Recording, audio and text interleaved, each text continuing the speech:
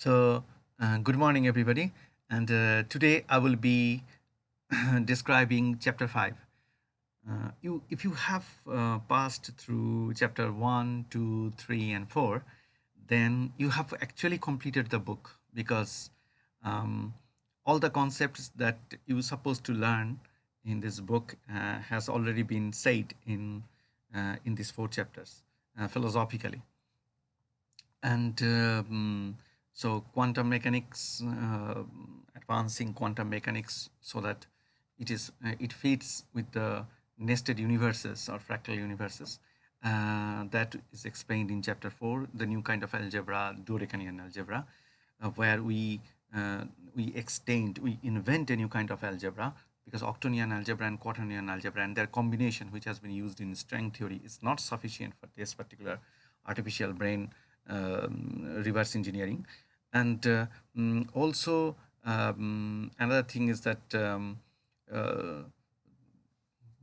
geometric musical language and phase prime metric, which actually suggests that space-time curvature is not the thing. What we have to do is instead of space-time topology prime. So topology and prime, two terms are there. So we are creating a metric, a pattern of prime. So basically, pattern of primes, the way it is giving to a temple-like architecture where these are just primes and integers and choices are there. That is when that is implemented on GML, geometric musical language, or geometric shapes, then it becomes an architecture of symmetry, how symmetry will break and how one symmetry will transit from one set of choices to another. That kind of links are there. Then comes time, and then comes space. So space is the last, it's the bottommost, and the above is time, and then topology, and then prime. So space-time topology prime, that kind of new metric is being introduced. Whether that will be applicable to astrophysics or not, we do not care about here. Here we want to create a spontaneously operating mathematical universe and then reverse engineering that one. So from chapter chapter 1, 2, 3, 4, all these concepts are described. So today I'm going to talk about chapter 5. Chapter 5 is very relaxing. So here I will describe figure by figure, panel by panel, and if you have the book, and then you would be able to learn how this figures signifies. And I will start from figure 5.1. So 5.1, 5 means in the fifth chapter, and 1 is the first figure. So if you look at figure 5.1, you will find that there is a bucket and lots of water in it, but that bucket is kept then inside another bucket, and that one is kept and inside another bucket. So in Gödel's theorem, what is said that if you have a box and if you have few elements, uh, using those few elements, you cannot create anything new that doesn't exist inside the box. It's a very common sense like statement, but the aura that has been created around it is so big. And then there are certain religious people who believes in Gödel theorem, and they also believe that nobody in the universe can understand other than them. So so I have drawn a simple picture for other people's, for common people to understand, because I think that it is very common sense like proposal that it's very difficult. Suppose you have 3 apples, and then you cannot create an orange inside of that box. I mean, what's new in it? Um, it becomes very unique that if you want to create anything new, for an example, you have 1 inside a box, and you add 1 plus 1 is equal to 2. 2 is outside the box. So you cannot create outside the box using that 1 itself. So from outside the box, you need to bring additive, the information to do addition operation, and then that is kind of an important thing. So when we extend that this particular thing is incomplete, it cannot create anything new, then above it there is another shell which is incomplete, because you can't you can create anything new outside that box. So this journey would continue and would never end. In that sense, figure 5.1b is very interesting, because here we say that the smallest thing in the universe to the largest thing, that is the whole universe itself, is like a resonance chain. So frequency of chains are there. So resonance chains never think that it's linear. I have to draw in some way to make readers understand that it's a resonance chain, but it never looks like a line. The phase prime metric, from the phase prime metric, when we derive the time crystal architecture of the whole brain in chapter 7, then you will see how a very intelligent system looks like in terms of time crystals. But for the time being, you just keep it in mind that many places in this book, in this chapter especially, we have put a linear resonance chain. That is very confusing. Actually, it's never linear. And then there is a lower limit of time and upper limit of time. Actually, when we build reverse engineer a human brain, then we definitely, because of the hardware constraint, we have to put lower limit and then upper limit. But in the vibration chain, when you take phase prime metric, I have told it many times in the previous tutorials, I repeat it because you have to keep it in mind always, the phase prime metric or the temple-like architecture, that is the cover page of the book. So that temple-like architecture actually takes input geometric nested geometric shapes from nature as integration of clocks, and then that one is projected, that when it enters into the phase prime metric or temple-like architecture, that it transforms into an infinite series of geometric shapes, and then that is projected to infinity. Infinity, what does infinity exist? As I told earlier, it's the phase prime metric itself, same hardware, and going to infinity just means that it is reflected. So several such infinite geometric series are there, and then they are compared, and then that compared infinite geometric series comes back. Now, if you have three infinite series geometric shape series is projected to infinity, and that comes back, then you get again three of them, because AB interacts, and then you get A dash, BC interacts, you get B dash, and CA interacts, you get C dash. So three independent geometric series you get. And what is the advantage of it? Because it comes back and fed to the same phase prime metric, and then it projects. So continuously you will find that a loop is starting. In that kind of scenario, you can create some conscious machine or something. So that's why in figure 5.1b, we have highlighted a YOLO region, and then we have said you are here. So you have a small temporal band.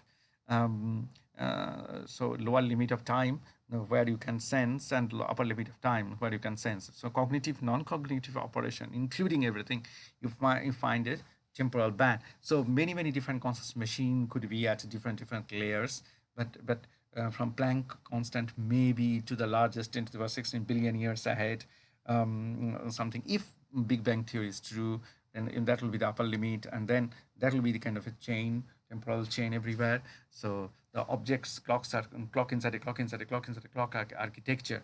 So that is shown to in figure 5.1b, right? And then we come to figure 5.1c. This is the fractal tape. So you have seen that in chapter 2 we have proposed that we don't want a Turing tape, because Turing tape every state is defined. We go vertically, so we have only one cell, and then when we go inside the cell, we find some more cells there, and then we take each of them and go inside, and we find more cells there. So journey is vertically up and down, any direction you go, and then it's a never-ending journey.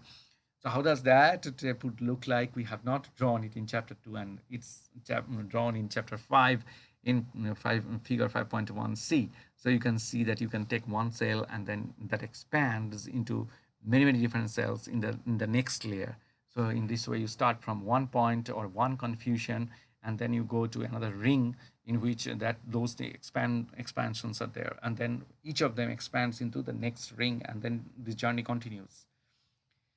So what happens is, if you want to build a truly artificial brain, then what do you do? You start from a confusion that would be represented by a time crystal. What is confusion? As we said that we take the definition of confusion from Maharishi Gautama, 2,600 years back, he proposed that it's a multiple choice in your, it's a state of mind. So that means it should be state of mind, and it should have multiple equally probable choices of happening an event. So under any circumstances, you cannot define them.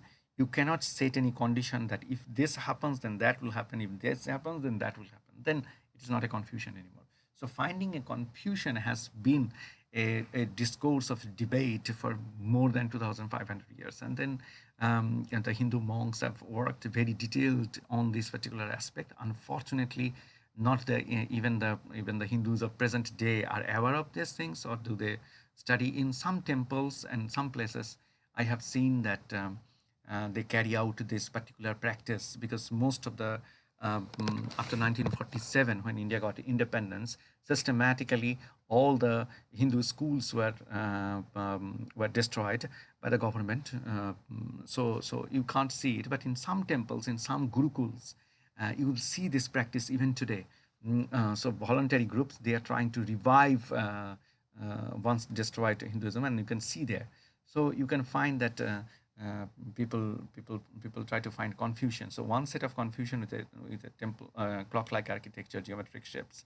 You go inside and find more, and then more and more and more. But when you go to the phase prime metric, if you find that this part of the geometric shapes are similar, self-similar to that this part of the geometric, then they come together, converge. So you saw that we did at certain cases in chapter 4 while describing quantum mechanics, because while describing fractal mechanics, so from quantum mechanics we were seeing that what minute little changes we need to do to go to the fractal mechanics, because we have to do fractal mechanics, because we are defining a completely different kind of system where one world universe is there, then inside that another universe is there, but that universe actually affecting the other universe, but a plus ib with the imaginary I term. But you have I1, I2, I3, I4, I5. In this way, we have defined H1, H2, H3, H4, H5, many layers. So that is actually summarized that how geometric shapes, nested geometric shapes will self-assemble and create a particular layer in figure 5.1e. Then we come to the figure 5.2a. Here we repeated figure 5.2a is a repetition of chapter 2, where we describe the fractal tape. We repeated it just to remind you that figure 5.2 has 6 panels, and 6 panels actually suggest 6 incredible features of this new kind of computing inspired by fractal tape.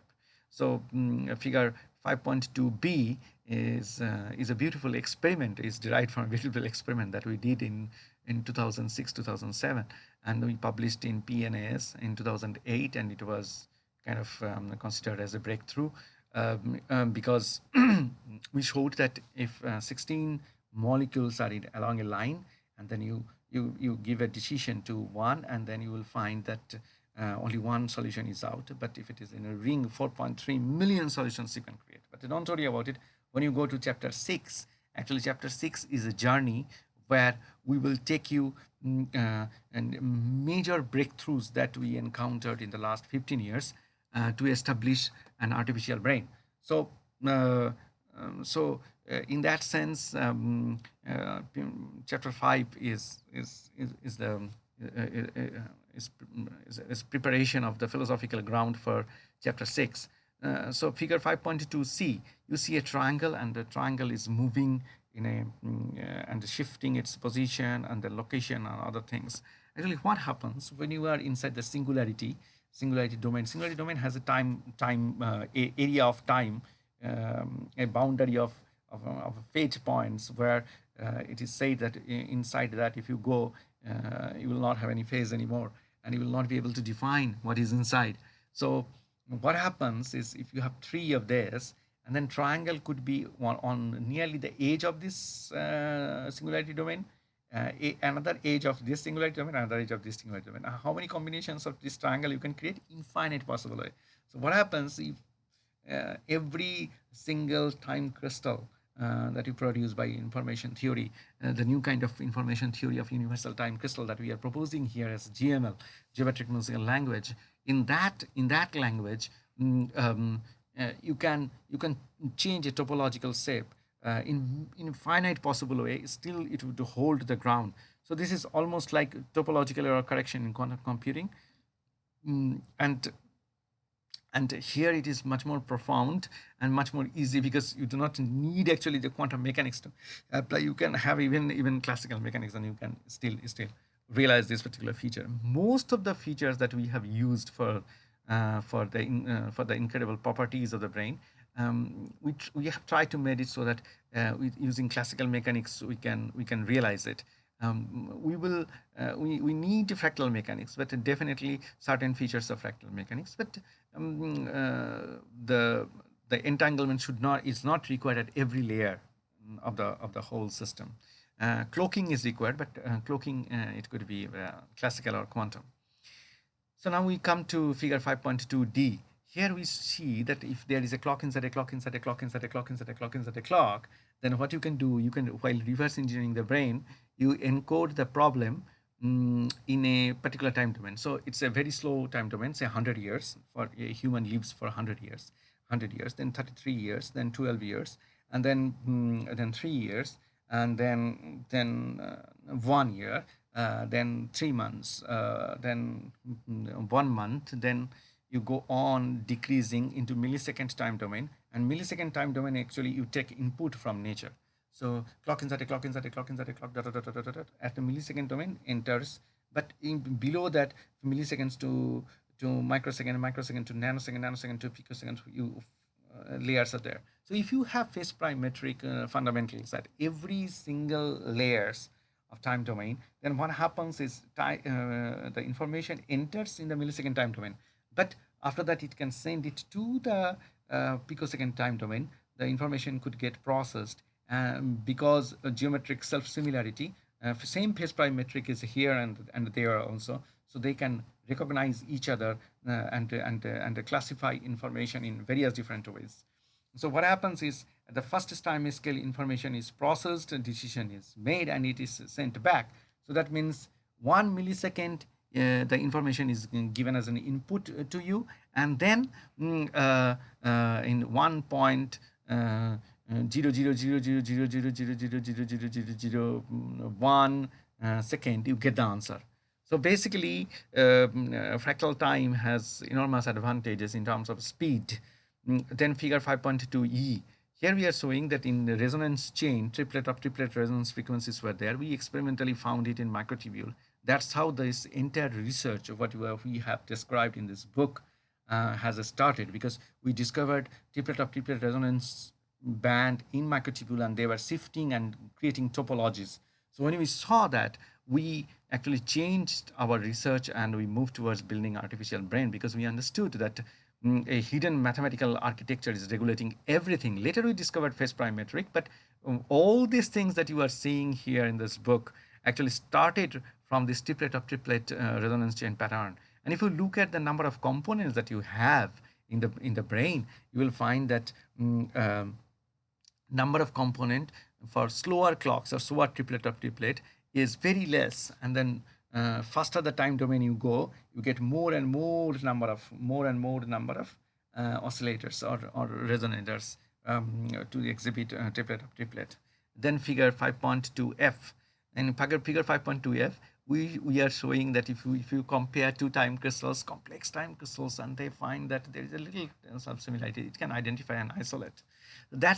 And then that can happen in various possible ways. And then 8 steps are shown how using time crystal one could learn a very particular complex feature. Now we come to figure 5.3. In figure 5.3, we have talked about very well-known things about an intractable problem, or the problems which is very difficult to solve. For an example, finding the difference between Chinese, Japanese, and South Korean. So what will happen is, when you try to do that, you will find that you are not able to distinguish them because you cannot define what should be a Chinese. So in that way, figure 5.3a actually shows that whole universe is something where you remain it undefined, and then when you define it, then you find that some of them are solvable and some of them unsolvable, and then P and NP type problem. P means polynomial, and then it means in a very complicated way you can solve a problem. So how much time is required to process a code is actually summarized in figure 5.3b, and it actually tells that if you are encountering a situation when you need to repeat the task many times before you arrive at a solution.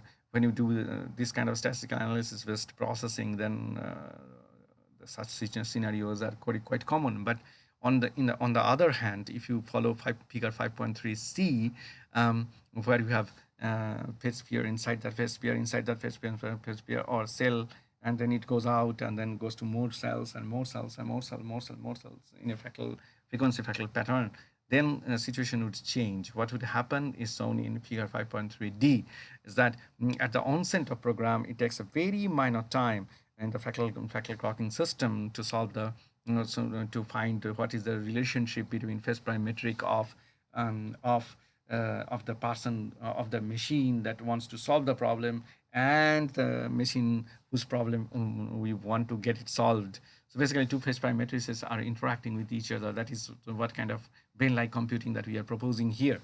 And so figure 5.3e is actually showing that you have a huge cluster of time crystals. So what happens, a local geometric preference would be there at certain. Imagine a huge sack of time crystals are connected to each other. So in the time domain, if there is a geometric self-similarity of something, then they could come, and then there could be another sack, and then there would be other time crystals. They match with each other, they come together, and then it bonds them like a glue. And then what happens, the rest of the geometric shapes arranged in this sack and that sack, they will come together and then start transforming. So this actually begins synchronization and desynchronization once the time crystal or information architecture is formed. Figure 5.3f is umbrella, a kind of perception that is always created. So we will get into this particular point many times in this chapter in the coming figures. So I'm not detailing it, but just to give you a simple idea, in normal computation, what you do is you take a concept geometric shape, or you take a concept, you send it, and you try to find an exact match. But here, what happens is a geometric shape, you coded it, and then you upload it, and then any kind of information. So the beauty of this kind of computing, or this book, which I think it is a novel way of doing computation, is that we go to a geometric shape and a pattern of primes. So basically, we do not keep it in the hand of humans. So geometric shape self-similarity is there, and then its symmetries are checked and self-similarities, and then irrespective of its topic, irrespective of the topic, irrespective of any bias, that purely due to that geometric shape self-similarity, one kind of geometric shape you create, that is your information structure, and another one is there. If certain features are missing here, it can regenerate those features, and then it can transform itself in a way so that it can incorporate those changes in a stable fashion. So figure 5.3g is the resonance chain again. So resonance chain, as I told you, you'll find many times, and then actually what happens that it could flow in a sequential manner between different components, or go vertically. The both can happen at the same time. So so what happens is that if we follow all these kind of principles that we have described here, then figure 5.3h is actually whole brain MRI pattern could be converted into nested set of circles and spheres, and then we can rewrite the whole brain like that one, which we have done in chapter 7, by the way. So we go to the next figure 5.4. In figure 5.4, we have a table and frequency Fourier transform. In frequency Fourier transform, you miss many cute things actually. And what you miss actually very nicely described here. So you can actually look into this system, and then you find that different resonance peaks, how they are related, what are the phase relations between the peaks. Of course, in FFT, you take peak and then frequency peak, or a spectrum where the frequency peaks are there. as a response from the system. But at the same time, when you make this plot, you do not give any information how those peaks are correlated, how they interact with each other. If you shift one peak, the other peak comes in, and then this continues. But this relationship between the peaks could go to many higher level. So FFT is totally unfit for that. For an example, two peaks are there, they have a relationship, very special kind, and then other two peaks are there, very special kind. But if this set of peaks, pair of peaks, and this pair of peaks could have their own relationship, temporal relationship of little bit of shifting together to the right and a little bit shifting together. So it's a higher level integration. So FFT is kind of a dead information about the resonating system, but in time crystal transformation, which we have described earlier in chapter 2, to here you can go up to 10 dimensional or 11 dimensional cases where you can see the system. So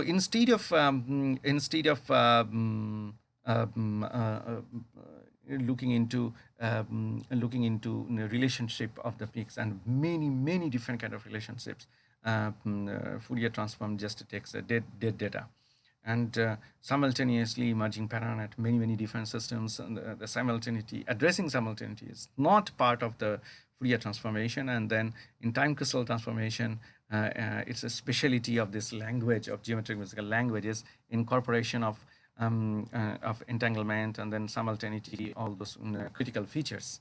Now we come to the next figure 5.5. Figure 5.5 is a very simple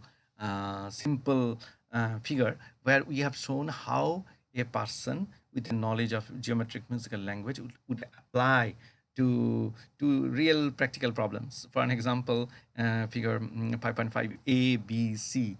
Three cases are there when you have a host clock and a guest clock. When the guest clock comes onto the top of the host clock, how the output pulse ripples are different. Why have we done it? For example, in the brain, if I measure, I will find nerve spikes are there. So you will say, if you have in the brain only nerve spikes and then that is pulse, then how could you say that the brain is operating using time crystal?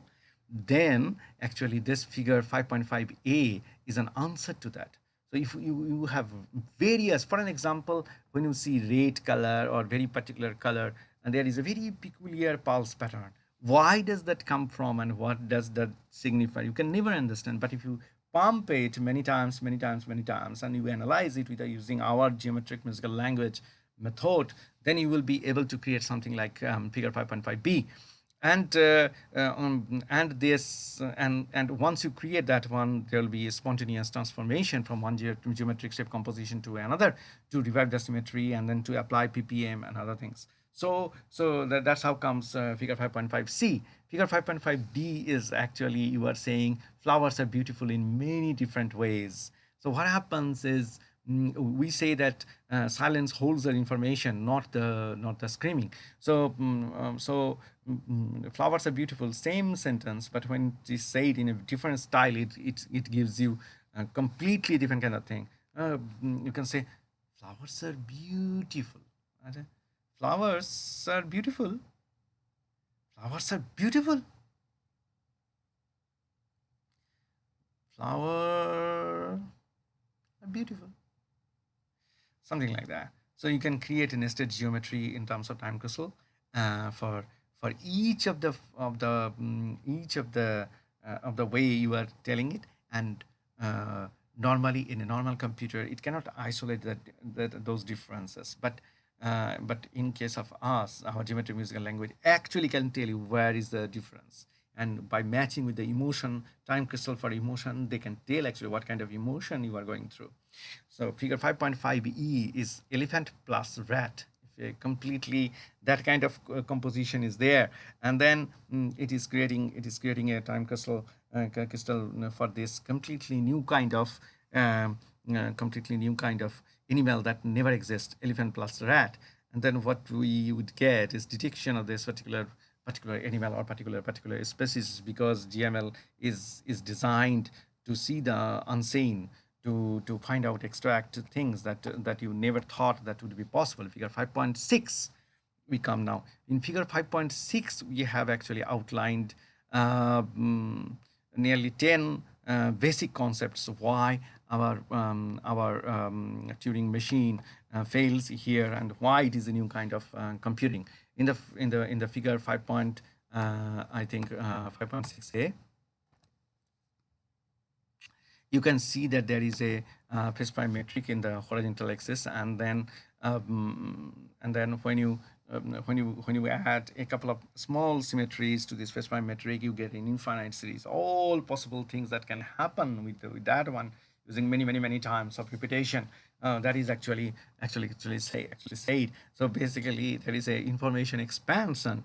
So it's not a Turing tape at all. There are many, I mean, tons of arguments against the Turing machine. But in this book, we have carefully avoided such debates. We have written as minimum as possible, because criticizing Turing tape and other tapes is not our way of going towards building an artificial brain. What we try to do is to show that the historic journey that mankind has made in the last 200, 300 years. I mean, it's a sequential process of event that could be fundamentally changed. So figure 5.6b actually shows that if you have time crystals with different geometric shapes, they could be connected with each other, and they follow the identity of dynamics.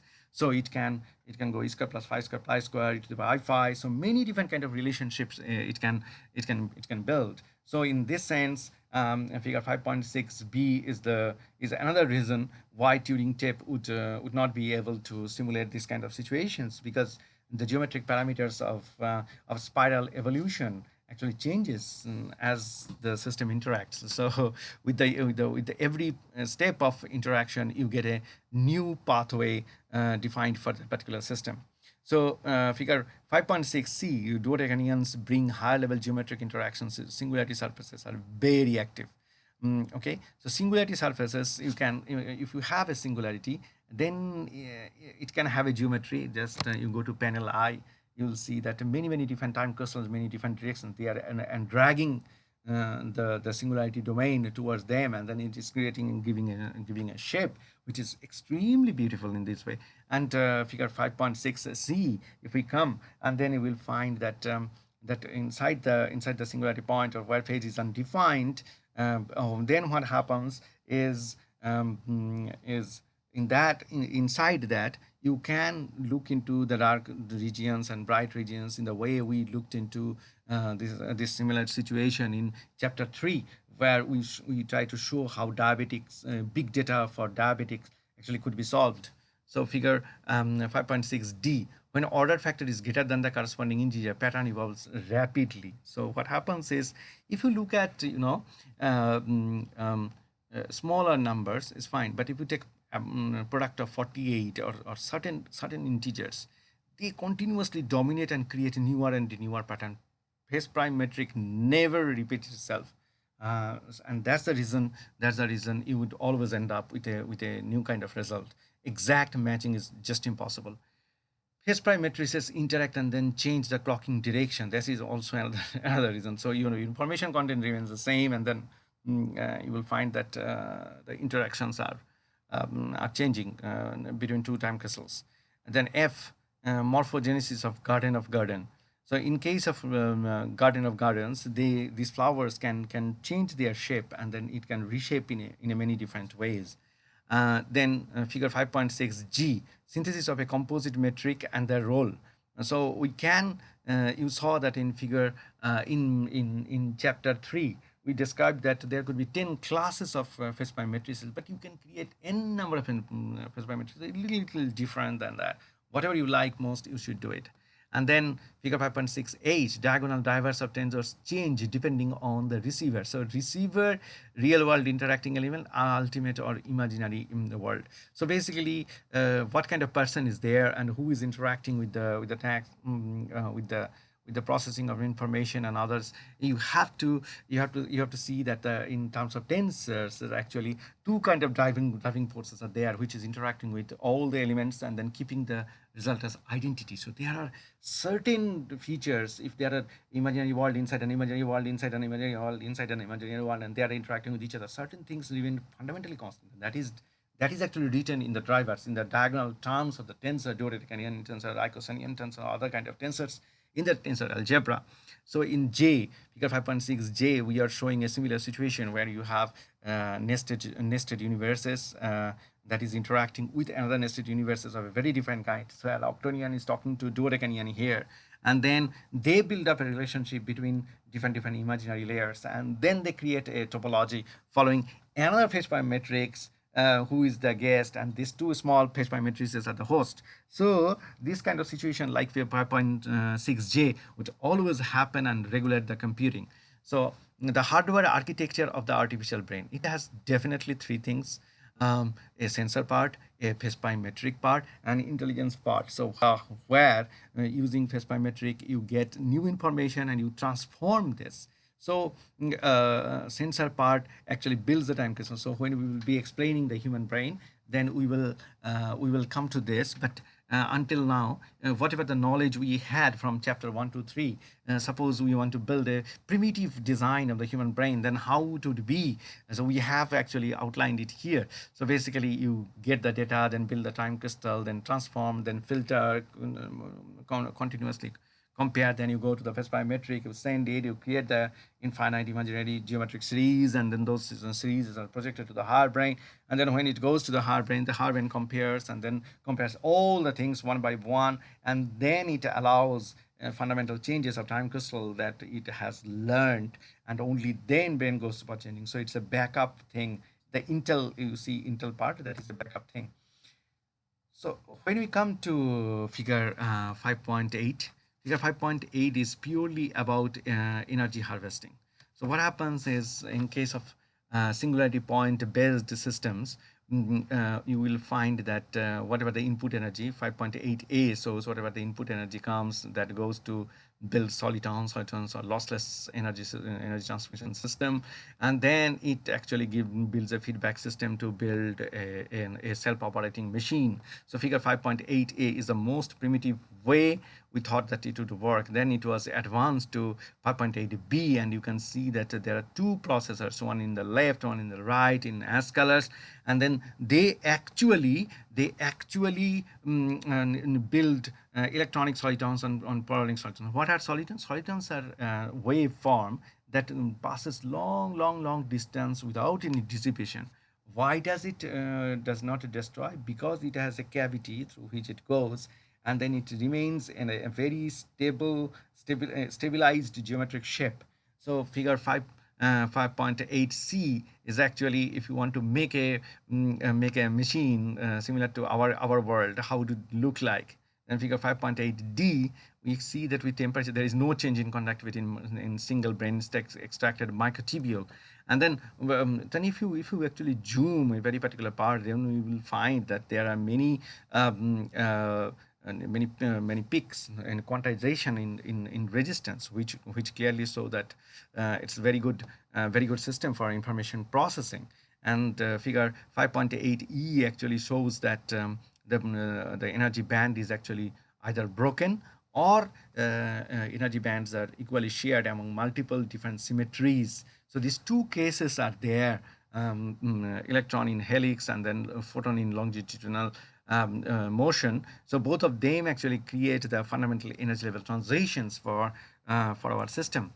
And figure 5.9a is a paper taken from our nature physics paper in 2010. Actually, what we did is we changed the electronic configurations of a hexagonal pattern in many ways. Hexagonal course pattern, you can find it many places, in viruses, in the top part of our brain, and many places you have hexagonal in the single microtubule. So at every scale you go, you will find hexagonal cross packing. How that is shifted and how the energy would change actually is outlined in figure 5.9, where what we do is change in the matrices are actually converted into each symmetry will have a particular kind of plot.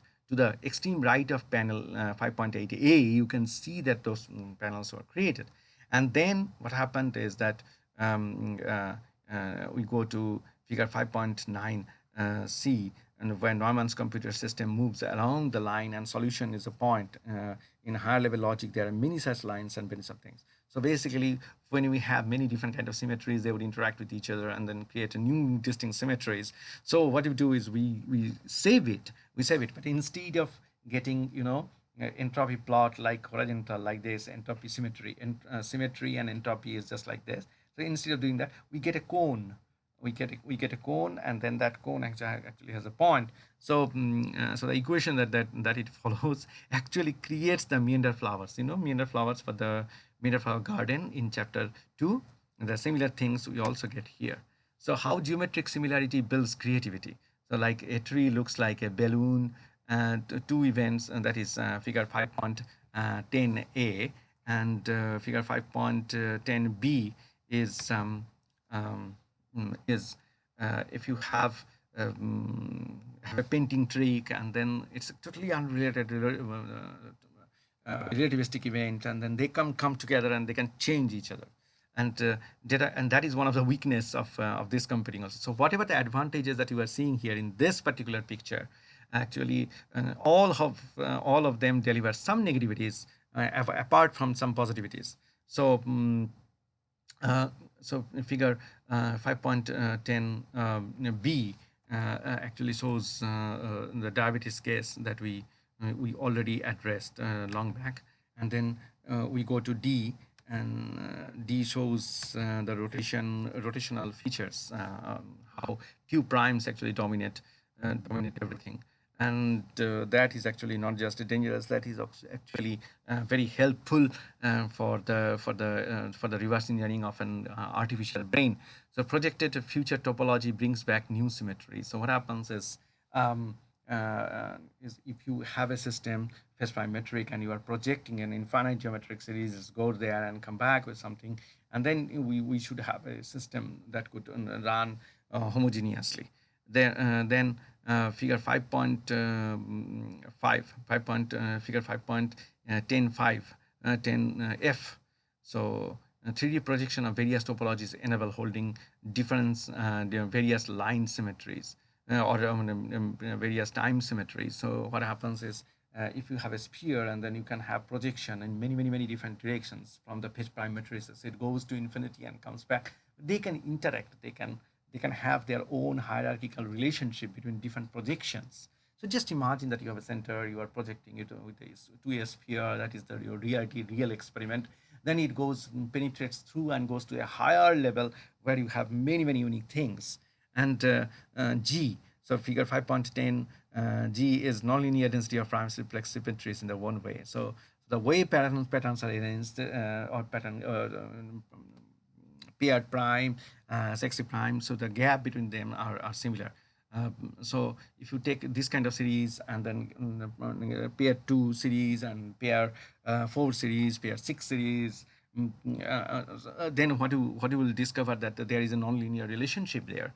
And then figure 5.10h, many imaginary layers could find a unique topological path. So it is the same as the previous slide where we showed that octonion and the dodecanion are interacting.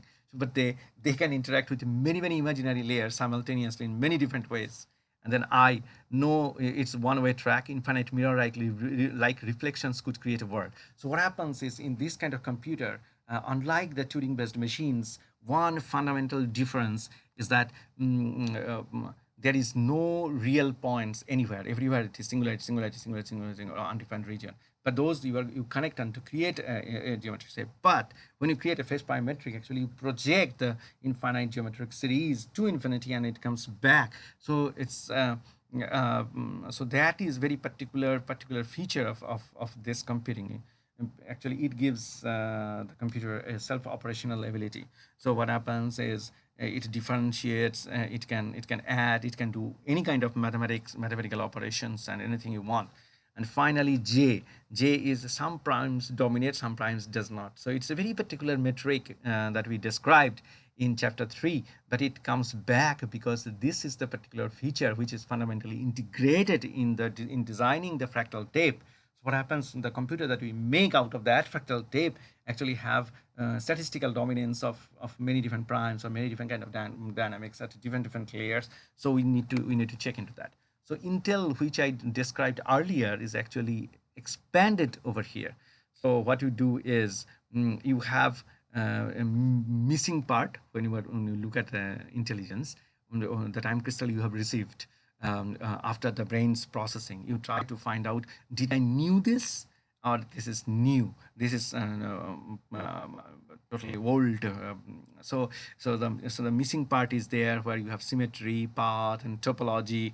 And then you have learning part. So once you find the differences, similarities, and all these kind of things, then you go for learning. Learning means either you do defragmentation, that means you rearrange the time crystals so that informations are properly engaged, and then rewiring, and then smarter link. So what you do is, if you have a hardware or kind of software, you are doing it temporarily, then what you can do is you can find that this clocks are linked. If they are linked like this, then it will generate similar data output, and at the same time it will be much more logically feasible, more symmetric. So that is one way of looking into this chapter. Then there is hierarchical. So once the system learns, the brain learns, then the top cortex region, it goes for hierarchical. Hierarchical means it again predicts the future, how the things would happen.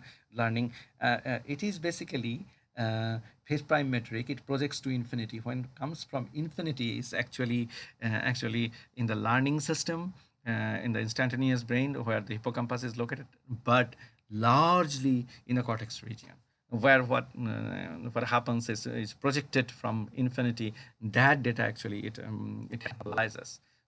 So we come to figure 5.11, 5.12. In figure 5.12, we have a table.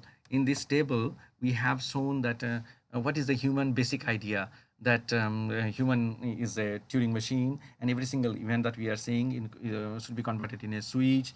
Neuron is a switch, and then data is actually 4D maximum, but more than that, it's very difficult to be. And then instantaneous, not instantaneous, it's particularly partially accurate. And then there are all illogical nonsense things which are not allowed here in the human apparent notion. And then those things are actually available, and happens very well in the phase prime metric based hardware. Okay, so why can we predict future? We are able to predict future for many different reasons. First is, we are considering that events are located in the geometric shapes. So geometric shapes are finite, so symmetries are finite. So even if there are infinite number of events, you can if you know the geometric shapes and other things, how it will change in future, you can predict. You can give quite a good prediction. So all events in the universe combines as the primes combine. An event continues to repeat until it encounters a new prime. So the composition of prime, when it regulates the information processing of an artificial system, then there is no end. So newer and newer conditions arise, but everything it can incorporate. Why? I am made of phase prime metric, you are made of phase prime metric. I cannot create any information that you cannot understand, and you cannot create any information that I cannot understand. So that kind of things are there. Then composition of non-primes, fractal seeds. Fractal seeds means, though we create infinite geometric shapes, we convert them into a fractal seed. That means a few set of geometric shape in one structure is enough to create an infinite series. So instead of whole infinite series, we take that, and then we take another infinite series and then interact them, and then we send it as a solution. Grammar of all possible dynamics. So 12 different kind of classified, very very well and very professionally built phase prime matrices we have. And yeah, it doesn't mean that there are 12. There could be 12 million of phase prime matrices, because of different number system. How are you taking it? But the point is that if I have a phase prime metric and you are creating a new kind of phase prime metric, I have no problem. I can absorb that one.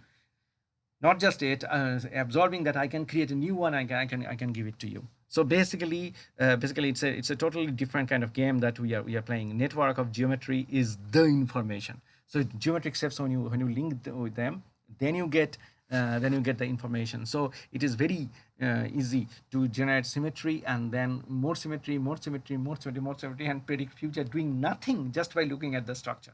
So there are many different kind of very incredible things that we can do.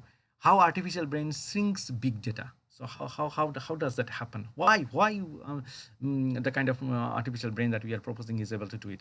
So degree of complexity of the event is irrelevant. When you look at a big data, we convert it to a colored motion of the pixels or data points or something like that.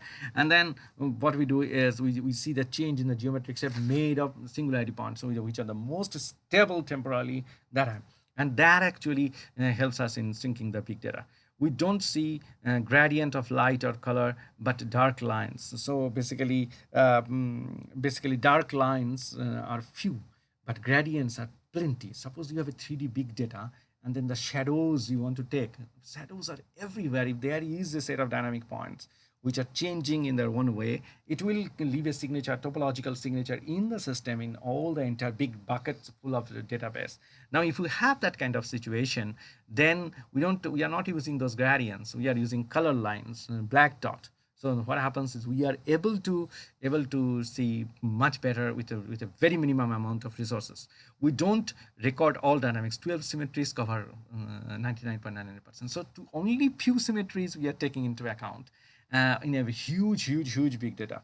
Only one dynamics clocking of phase singularity. There is only one event that happens as a phase and then phase singularity. We are not using some incredible, unbelievable, not known before, that kind of physical phenomenon. We don't need it. So even geometric content is converted into fractal space. So whatever the infinite geometric space, we reduce it. So that's why big data comes down. Singularity enables encoding states as power into linear chain of clocks. Yes, so a to the power, a to the power, a to the power, a to the power 8, you can put in 8 different infinite universes, but you can do it linearly in a system, because simultaneously all the clocks could operate, because everybody in an infinite network of imaginary worlds, imaginary world, you don't need to transmit information from one imaginary world to another. You can interact simply by activating this phase parametric, this phase parametric. So if you have a seed of geometries that could be converted into infinite series, you can process it here, directly interact and give output without information processing or computing. That's why I'm very reluctant in telling that this is a computation that we are doing. We are doing brain-like operation. So then we come to number 7. Same geometric structure projects different content. So suppose you have a 3D time crystal. Now, if you look, take a light at the center and then project it from this direction, you will see something different. This direction, you will see something different. So that is going to happen. That is another negative point of this computing. So unitary drives run normalization for all clocks at once, filtering all data at once. So normalization means actually we convert it into an ideal temporal host in a particular universe. So what happens is you use minimum amount of resources, and you are able to process everything very short period of time. Since topology is fade to a clock, ultra fast, ultra slow events could be simulated in finite time. So basically, you are doing topologically. Now, you imagine something happened 16 billion years before, or something will happen 16 billion years later. What you can do, you can sit and you can topologically go on calculating what is going to happen, what is going to happen. You don't need to know many variables or something which you have no idea. Of course, when you are interpreting the data, you may make little mistakes, but your answers would always be very close to reality. And number 10 is, even if you map symmetry breaking of dynamic points, not geometry. So you understand that that space-time topology prime. So in terms of prime, you are making the phase parametric. That is a big and a major change from the way scientific studies were made for computing and understanding human brain in the last 120 years. So what are you doing is, now you are not looking at even the geometric shapes. So forget about space, forget about time, forget about the geometric shapes. You are looking into the prime. So what happens is, when you look at speak in that particular language, you speak very less. You need very small amount of data and time to process these things. So key feature and limitations of non-computing. So this is the last table that we have, and it has 3 things: limitations. I have told several limitations, and the hardware is three types of hardware: phase parametric, geometric musical language processor, and the 4-circuit element or inductor. That will be in chapter 8. We will describe in details. But you can get a very basic idea of why we need this kind. And then philosophy. Philosophy is you are covering 99.99%, because with primes you can cover 86%. So 86% of all possibilities you can cover with n number of primes. So if you take a 7 primes, 8 primes, 9 primes, 10 primes, 12, doesn't matter. After 7 or 8 or 12, you don't need many primes, but you can go for your mental satisfaction. And then if you have 15 geometric shapes, you can go from 86% to 99%. So 99.99% of the universe, what is happening in the universe, you can understand, and that's the beauty of it. But that is also a big problem, because once you make this machine, be very sure that this machine will sometimes follow you and sometimes not. So it will not be a machine anymore. So it will do some processing, big data largely, but at the same time it can come up with completely different kind of solution, which is relevant, which is good, but which is not exactly the solution that you were desiring. So asking it a question, interacting with it in a very different way and delicate manner and very intelligently would be essential.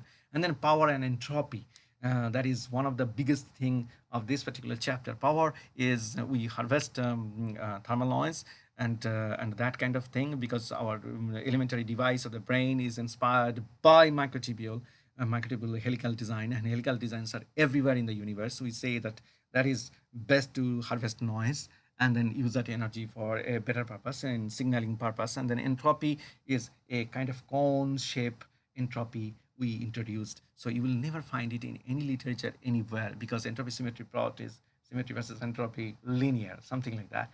But if you rotate it in a 360-degree manner, you will be able to create a cone. That's the end of this chapter, and thank you very much for listening. I will come back with the next tutorial on chapter 6. But again, as I say, that you don't need to put much pressure, because pressure will be on your head in chapter 1, 2, and 3. From chapter 1 to 3 and 4. But from chapter 5 onwards today, it's a relaxed discussions. So enjoy the book, and then let me know in the comment section if there is anything or any concerns you have. I would be very happy to answer.